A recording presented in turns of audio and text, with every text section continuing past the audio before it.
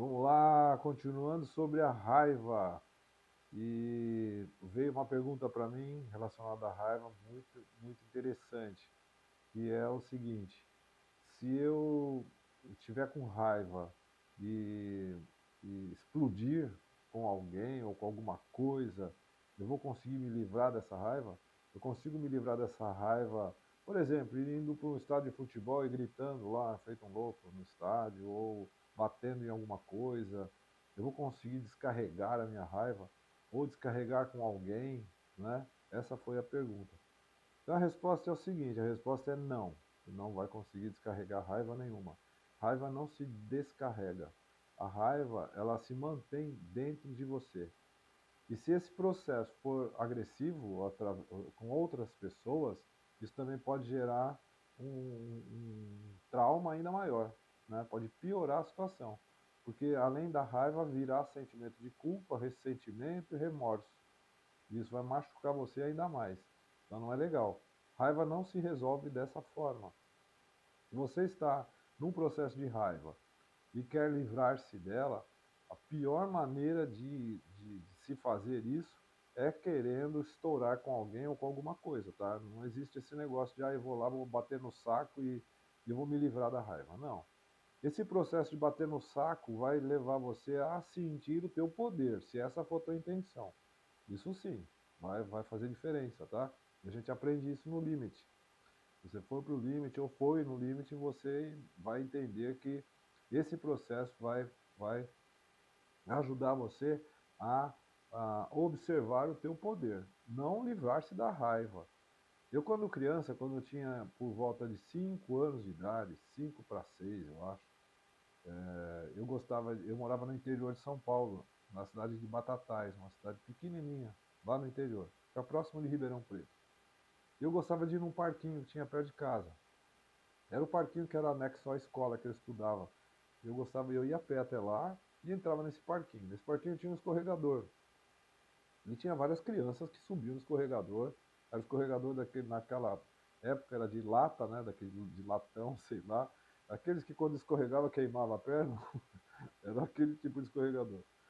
Mas era uma disputa enorme para subir naquela escadinha, porque era muita criança, e chegava lá em cima, a gente escorregava. Mas aconteceu o seguinte, aconteceu que tinha um rapaz, né, um rapazinho de 5 anos também, provavelmente, eu nem lembro a idade dele, mas era um dos amiguinhos lá, que gostava de travar, lá, ele subia a escadinha e ficava travado lá em cima, sabe?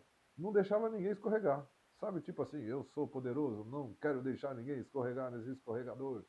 E os outros ficavam lá amuados, né? A reação da criança, normalmente, ou é chorar, ou é chamar a mãe, ou é alguma coisa como essa. E eu naquele momento de criança, me deu na telha, porque eu ia lá e chegava. Quando esse mocinho chegava, acabava o escorregador, porque ele travava realmente, ele era gordinho e tal, ele conseguia travar o escorregador, não deixava ninguém brincar mais. A gente ia brincar com outras coisas e tal, mas aquilo ficava na minha cabeça. Eu fui entrando num processo de raiva. Olha só, com 5 anos de idade a gente já entra no processo de raiva. Às vezes os pais não se atentam a isso e é muito importante. Eu com 5 anos de idade já estava entrando no processo de raiva. E passou um dia, passou 2 dias, passou 3 dias e eu ficava pensando nisso. E aí, sabe o que aconteceu? Eu comecei a pensar em agredir esse rapaz. Nos meus pensamentos, eu me via agredindo esse rapazinho, né? Até que um dia, o que eu pensei na minha mente, eu fui colocar em prática.